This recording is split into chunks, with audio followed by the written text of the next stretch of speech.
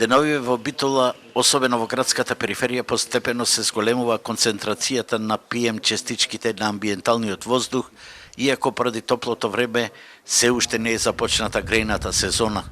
На денешната седница на Советот на општината, покрај утврдените 3 милиони денари во програмата за заштита на животната средина, беа предложени уште 2,5 милиони, но без да се понуди анализа како ќе бидат употребени. Освен советниците на СДСМ, сите се песимисти дека состојбата со амбиенталниот воздух ќе се подобри.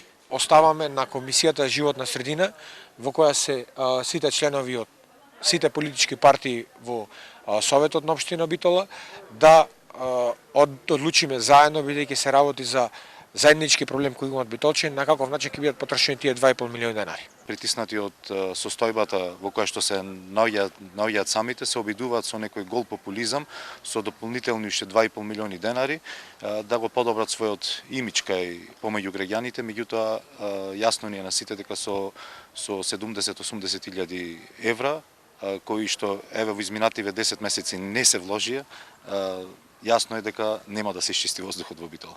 Песимизмот го споделуваат и представниците на опозицијската група Поинаку, како и граѓанските активисти загрижени за состојбите во Битола.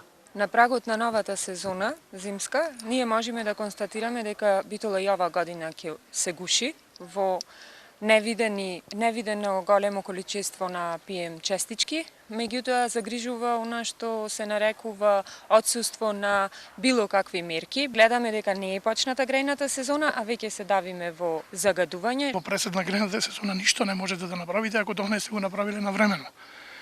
Заштитата на животната средина подразбира долгорочни процеси, не подразбира решение на проблем преку ноќ, така да ако оваа локална власт имаше интерес да го реши тоа требаше да го почне уште пред да дојде на власт.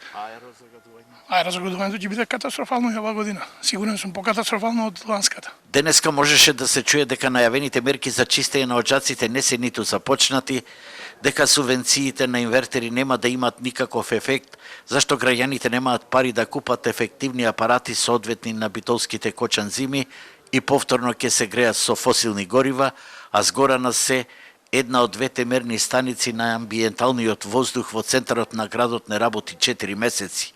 Од РЕК Битола, како најголем аерозагадувач, овој месец стаса лошиот абер дека тендерот за електростатските филтри е поништен, иако при секое доаѓање највисоките експоненти на власта со нив се фалеа, повторувајќи ја познатата флоскула "Остваруваме".